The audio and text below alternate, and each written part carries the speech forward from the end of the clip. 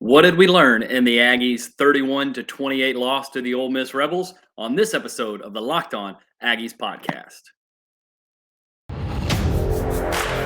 You are Locked On Aggies, your daily podcast on the Texas A&M Aggies, part of the Locked On Podcast Network, your team every day.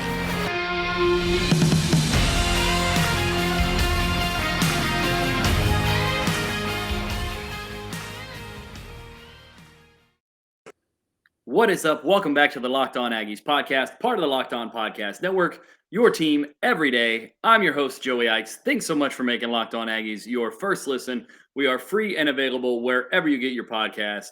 I'm joined today by my good friend, Cameron Honesty, and we're going to review the Aggies' loss to the Ole Miss Rebels on Saturday. And Cameron, I'm not a huge believer in moral victories, but I think if ever there was a moral victory for a college football program, this game against Ole Miss was exactly that. And the main reason why all revolves around one guy, and it's the answer to the question that we've been asking on this podcast in this format for months, and that's who's going to be the guy? Who's the quarterback?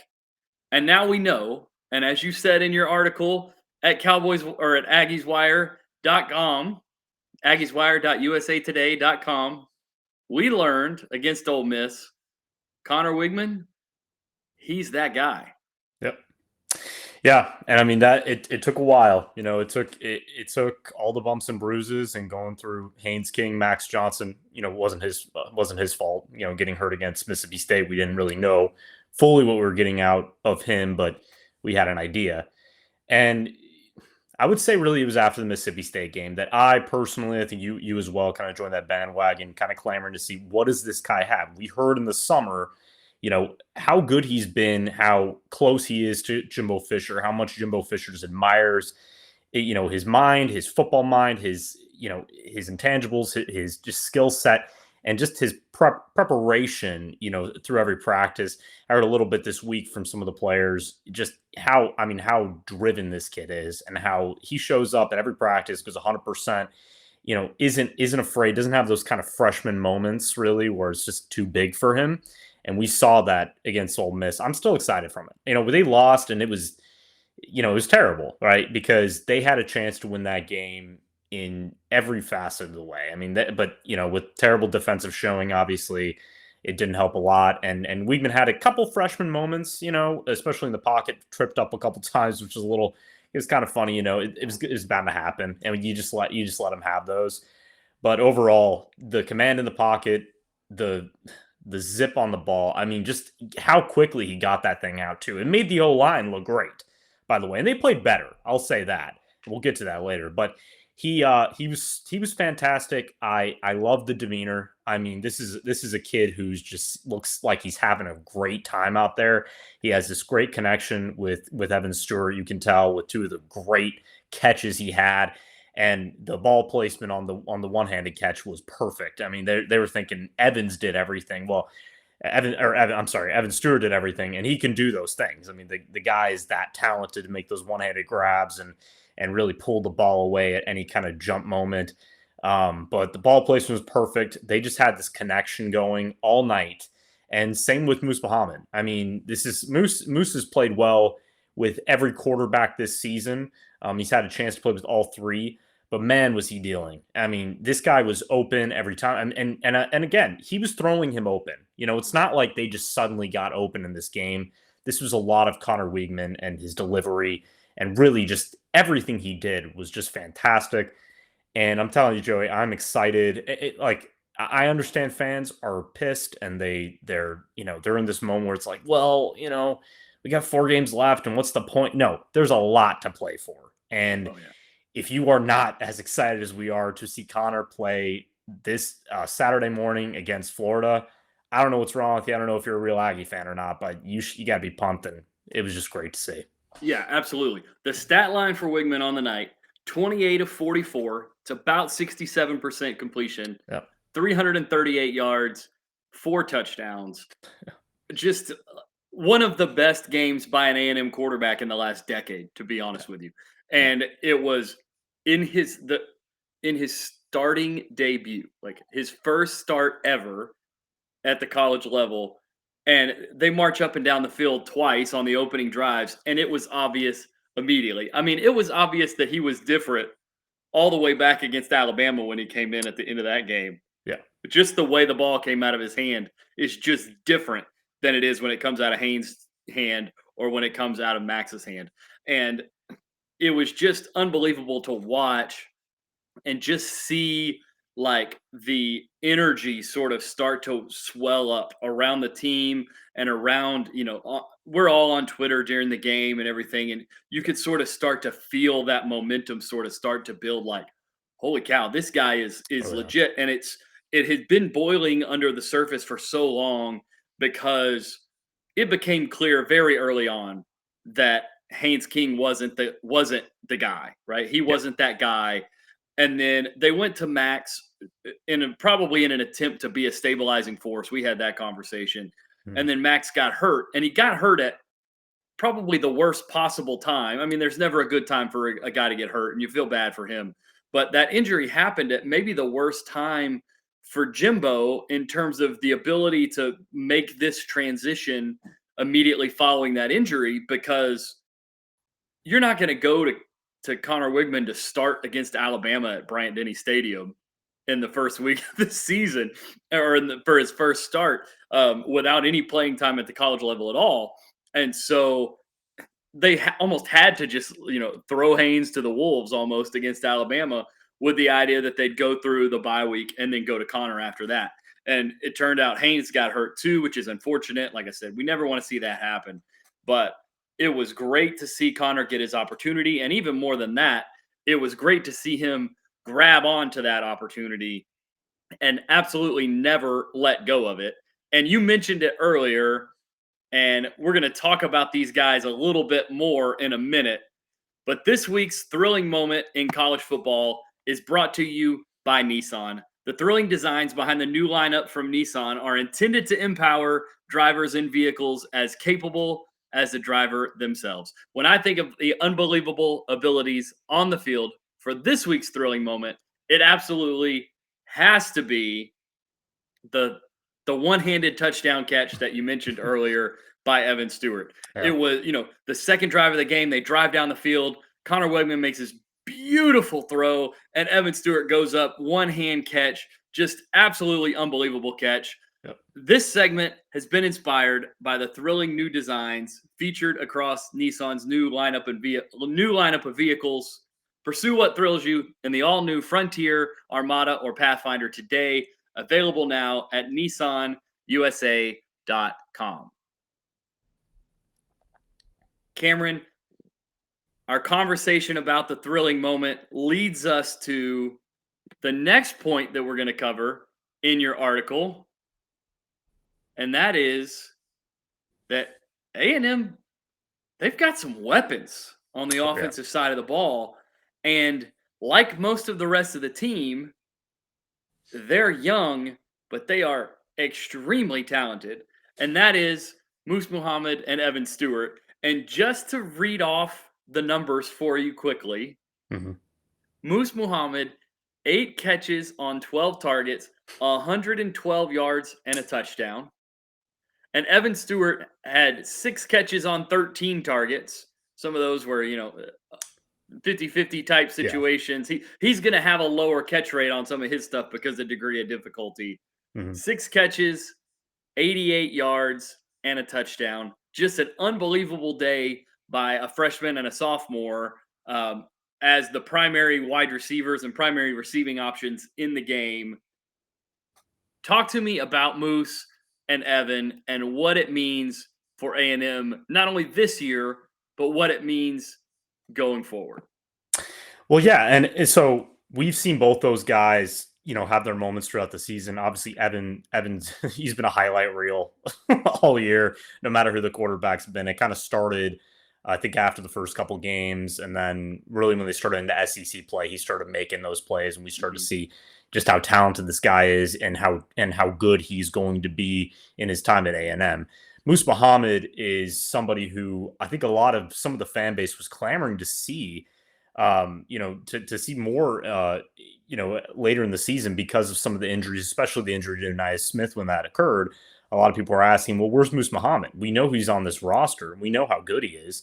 Why is he playing as much? And you got to think that, like we see now with obviously the suspension to Chris Marshall, we saw someone like Noah Thomas, play more snaps. One of the other very talented freshmen actually scored a touchdown in the game.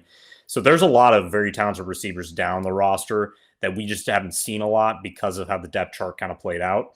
But yeah, I think Moose can end up being one of the better wide receivers to come through A&M, kind of like how we saw someone like Josh Reynolds, for example. They're not the same player exactly, but two guys who were not, 5-star, top receivers coming out, but they were really good, high 4 stars. We knew they were going to be good college players, but just the way this guy runs his routes, the way he finds a way to get open, he's a very versatile player in the way they can move him around to the X to Z to slot. I mean, he's a pretty big wide receiver, so you can use him in all those different ways. And I think really when we look at the rest of the schedule, each game just lines up perfectly for him. And obviously, I think Evan Stewart, to kind of play him into this, is just going to keep getting those big catches. He's going to keep making those highlight plays because Conner Weigman is going to find him, and he's going to find him deep. He's going to find him over the middle.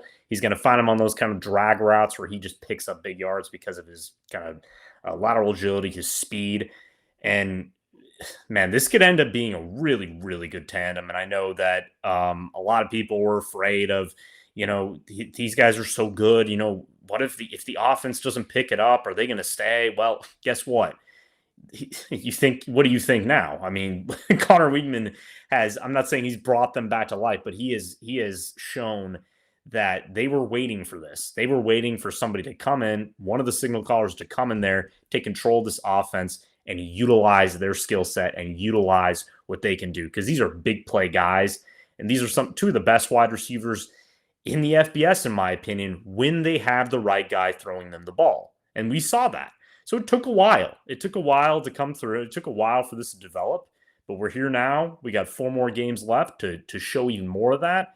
And again, tied to Conner Weigman, these are the 3 guys that I'm most excited about.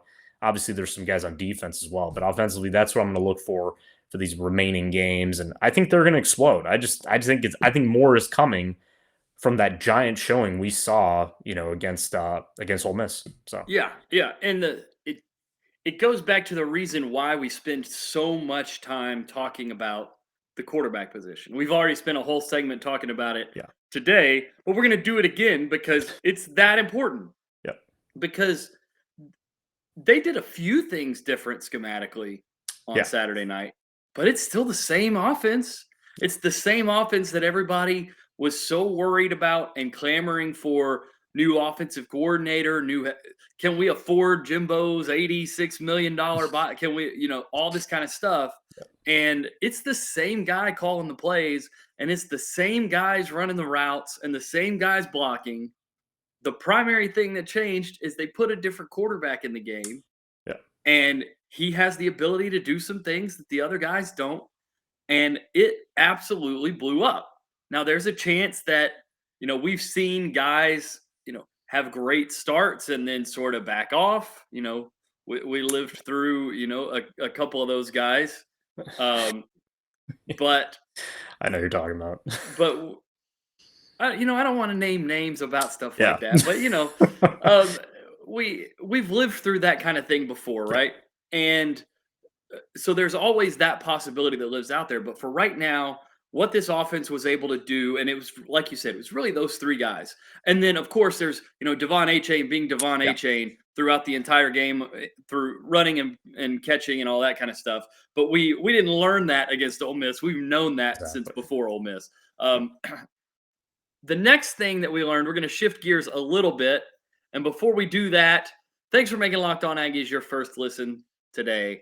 For your second listen, make sure you go check out Locked On Sports Today. From the games that matter the most to the biggest stories in sports, go beyond the scoreboard and behind the scenes with local experts and insights only Locked On can provide. Locked On Sports Today, available on this app, YouTube, and wherever you get your podcast.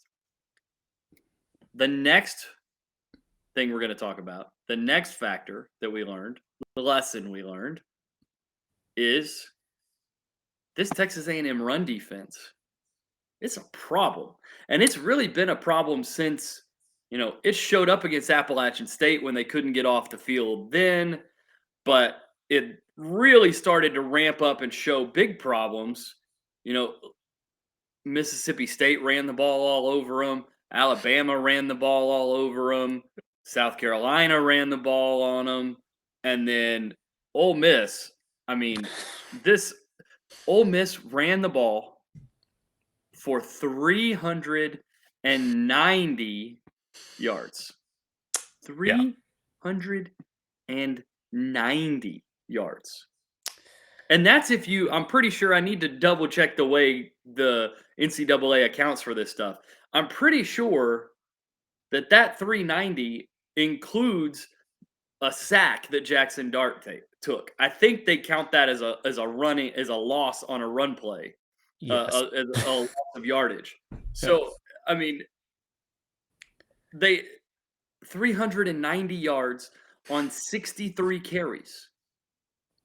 Jackson Dart only attempted 20 passes. Now, there were some dropbacks and scrambles and stuff, but the run defense was the problem, and that they just couldn't get off the field enough times to give Conner Weigman the chance to get into rhythm again in the second and third quarters, and that was really the difference in the game. Yeah, and I said in the article, we're not going to name names. You guys can just read the article. There was a certain running back back in, I think, 2016, I believe, for LSU that ran for 285 yards against the Texas A&M defense, and that's what I was watching. And I remember watching that game. I was in college, or I was almost finishing college, and I'm watching that with my dad or something. We're just sitting there going, do they care? Do they even care? Are they going to adjust anything? Are they just going to sit there and let this running back, who, by the way, is not Barry Sanders, just gash you all day, run all over you, make fun of you? That's what I saw. And the disturbing part is McKinley Jackson had, I believe, 12 tackles on the night.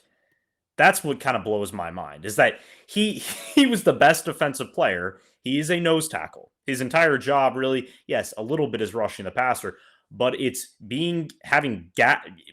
protecting your gaps, closing your gaps, tackling the runner, run defense. That's it. That's your job.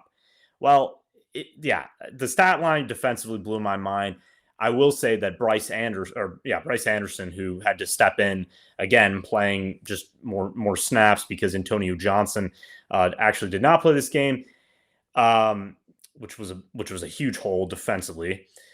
He did a great job, and he did what he could. And we're talking two facets of the run game. One obviously was Quinshon Junkins ran for 205 yards, and he's a north-south runner. This is just a hard-nosed runner. This is not a guy with great, superior feet or cutting moves or anything. I mean, he's just running down the middle, essentially. You just open in those A gap, and he's just gashing you through. And I mean, he was doing that all night. And honestly, the times that Lane Kiffin dropped back to pass, I was a little surprised. I'm like, why don't you just run the ball?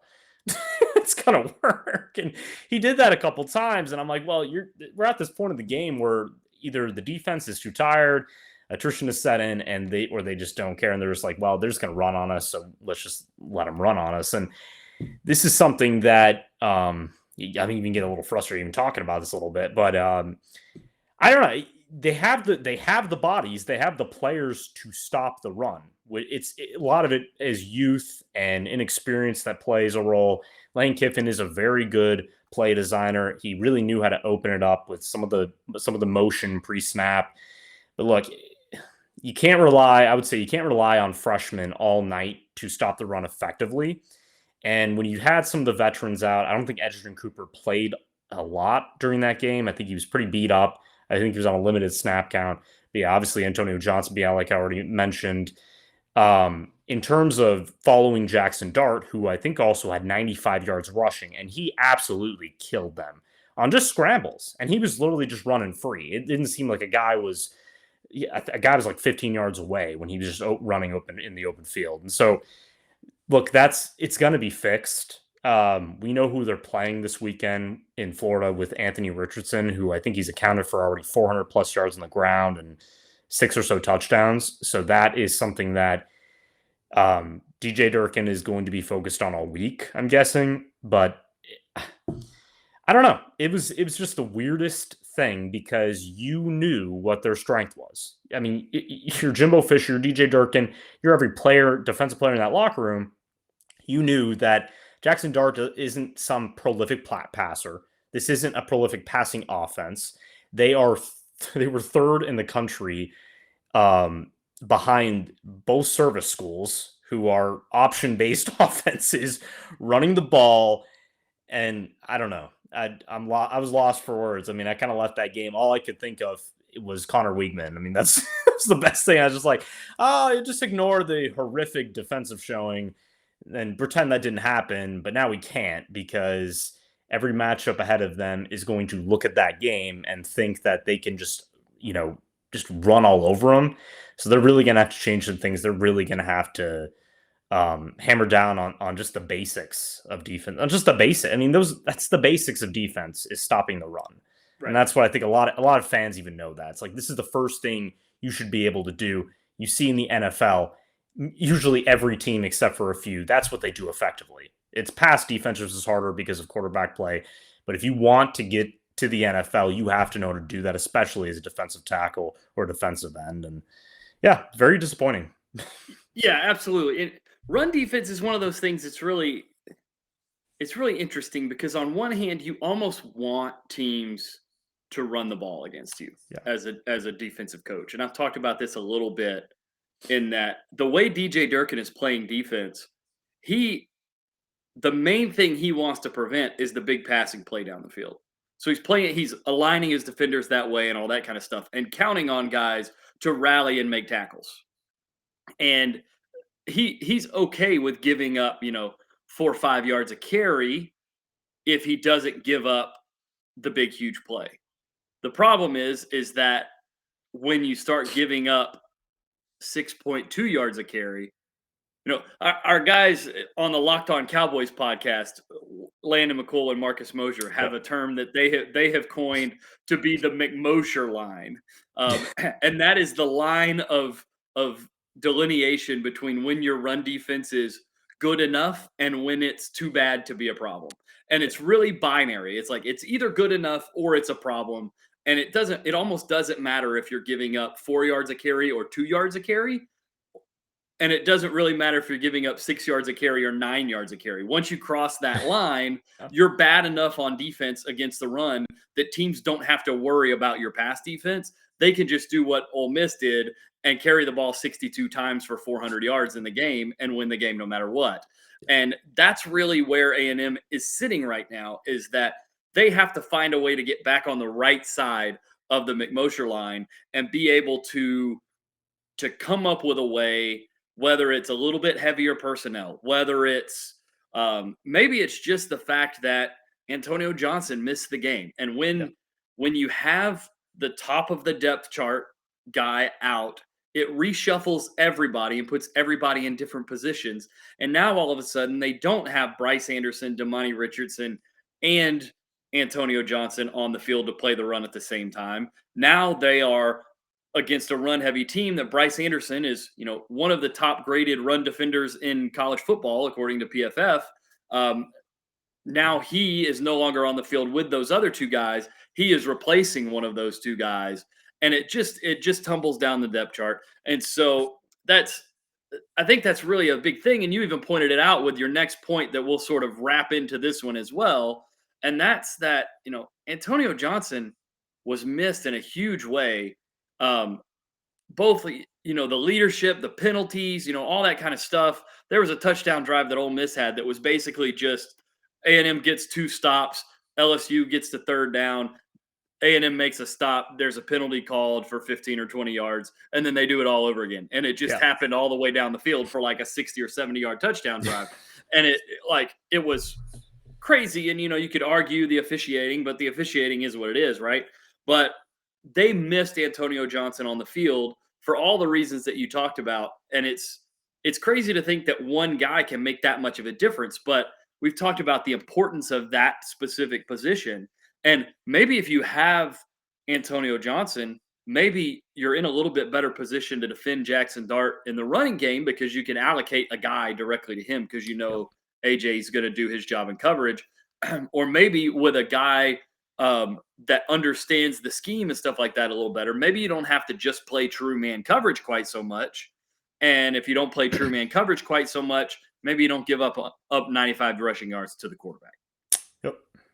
So I got to tell you guys, before we get to the next part of this takeaway from A&M, which is really important, we got to talk about Mike. Mike is a Vegas resort concierge, and he was sweating through his suit coat on the job in less than an hour. Talk about embarrassing. Not anymore. He's got it taken care of thanks to Sweatblock. Mike was able to fix his problem with Sweatblock. Sweatblock wipes are a must-have for everyone's toiletry bag. Whether it's a big presentation or a hot date, everyone could benefit. If you or someone you love is experiencing embarrassing sweat or odor, try Sweatblock. Save 20% with promo code Locked On at sweatblock.com. That's promo code Locked On, 2 words, at sweatblock.com. It is also available on Amazon. The last takeaway from the game against Ole Miss is that it is full steam ahead for this Aggies team going into the last 4 games of the year. They are in a fight at this point to secure bowl eligibility. And that bowl eligibility is going to be super important, not because, playing in the Texas Bowl or the Liberty Bowl or whatever bowl they're going to, the Hula Bowl or something like that, that is going to be that important. But it's the 3 or 4 weeks worth of extra practice time that they get when they can dial back from game planning. And it's almost another training camp or spring ball. It's like a little winter ball period that they get to have. And when you have a freshman quarterback and you have freshman and sophomore wide receivers and offensive linemen, and you're playing 10 true freshmen every game on defense, that practice time is extremely important going into 2023. So got to get to bowl eligible, and you got to build some momentum. This Conner Weigman thing, the game against Ole Miss, it was fun. It was a change. It was different. But if they go back and look terrible in the next 4 games, none of that matters, and the recruiting stuff goes away. The recruiting benefit that you might get from something like this goes away. All that kind of stuff happens. This might be a lost season, but we got to see some progress in the next 4 weeks, right? Yeah, no, I mean, that's the thing. It's like you just said, this is a momentum builder. What we're seeing with Conner Weigman, we're talking about the future. We're talking about the imminent future. We're talking about, everything that 2023 is supposed to be, which even before the season started, people were looking towards 2023, mainly due to how the schedule lines up, mainly due to who will have back, growth from the freshmen. And now we're looking at, for example, the offensive line. Those extra practices is a great opportunity for that offensive line to continue getting better. I believe that most or almost all of that group will be back next season from how I'm kind of gauging it. And I'm not gonna say who specifically, but that's just a feeling I have. And especially with Conner Weigman getting used to this line, getting just more time with them in a playing setting is just so vital because look, this season has been lost for a while. And again, unless you are an Aggie fan, diehard, true bleed maroon, you're not paying attention to the season. If you're a general college football fan, unless you're, writing nationally about college football teams, then yeah, you just don't care. And that's the thing. And look, we like it that way, to be honest with you, because we're here to encourage this team, hope for the best, but see progress. It's about progress now. And we saw progress last week in a loss. We didn't see progress from the run defense, but you kind of capped that off perfectly because it is what it is, essentially. That's how you have to kind of look at it. But these next 4 games, are winnable. Now, LSU at the end of the season is going to be very tough. We don't know how good LSU is going to be by that time. I believe they were just ranked 10th in the college football playoff rankings. So we'll see what happens there. But you're taking on Florida at home. You're taking on Auburn on the road. They're dealing with their own issues. You get the UMass game back at Kyle Field.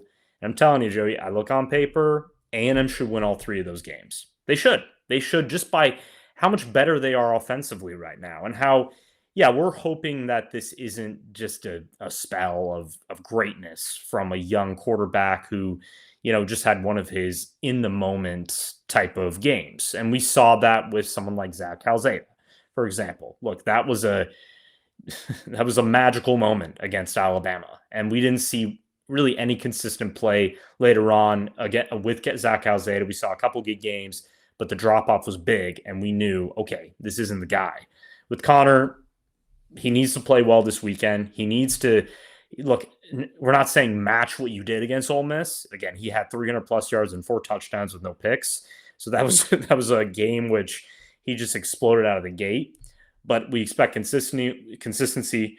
We expect him to be, show poise in the pocket and just show confidence. And that him and Jimbo have a symbiotic relationship right now as offensive play caller to young quarterback. And here's the one thing I'll kind of gripe with Jimbo Fisher. We've seen that he does tend to yell at some players on the sidelines, and he kind of did it the other night to Connor. But after the game, I don't think it was much angry yelling. I think it was just an expressive way. He just talked about how much he loves coaching this kid, how much he loves him being around the facility. He's having a fun time right now. And that's the Jimbo we want to see, that he's having a good time, no matter what the record is, that he's going out on Saturday and he has a game plan ready, and he knows that he can actually execute this game plan, not just talk about it when it doesn't happen, because he's got the right guy throwing the ball. And that's the thing. Defensively, I'm not too worried about anything in that aspect aside from maturation. These guys like Walter Nolan, Jacoby Matthews is a name that popped out. He's playing a lot of snaps at the safety position. It's a very talented player. Obviously, Bryce Anderson, Shamar Stewart, all these guys are getting so many snaps, and they're playing pretty well. Really, the worst showing was Ole Miss, right? We can throw that game away. It doesn't matter. It mattered more for Ole Miss, to be honest with you. They just needed to keep winning. So that's a game that, watch the tape, fix what you can. But overall, the defense is going to get better. I mean, a majority of those guys hopefully are coming back next year. Almost a lot of them are going to be starters then. So, I mean, that side of the ball, I think, is great. I don't think there's going to be a lot of drop-off there, aside from some guys like Damani Richardson leaving, obviously, for the NFL. But yeah, I'm hopeful. I think there's better horizons, and I just really hope that they can get through these next 3 games with victories, get to bowl eligibility, and then go take on LSU in what is sure to be an exciting game, because those 2 programs hate each other. And it's very, very, very entertaining to watch. And honestly, if they've reached their goal by that time, which is getting to 6 wins, what do they have to lose? That's how I kind of look at it. But yeah, you're right. I mean, having those extra practices overall is something that a lot of the fan base and everybody are kind of noticing, that's going to be even better for this program moving forward. Because, again, we found the quarterback, and that was the one question mark we had all season, and Connor's the guy. So absolutely. And that's the perfect way to end the show. Cameron, thanks so much for joining us today. You can find Cameron on Twitter at Cameron Honesty. That's Cameron OHNYSTY. You can find me on Twitter at Joey Ikes. You can follow the show on Twitter at Locked On Aggies. And please go check us out on YouTube as well. Locked On Aggies is the channel there. Hit the notification bell so you never miss when we post a new video. Also, subscribe to the channel, all that kind of stuff. Like the videos also, so that other people have the opportunity to find us and we could give you guys the best Aggies coverage possible. Now that you've made Locked On Aggies your first listen, make sure, like I said earlier, go check out Locked On Sports Today for your second listen. From the games that matter the most to the biggest stories in all of sports, go beyond the scoreboard and behind the scenes with local experts and insight that only Locked On can provide. Locked On Sports Today, available where you're listening to this show on YouTube or anywhere you get podcasts. Locked On Sports Today. Thanks so much, guys. We will see you tomorrow.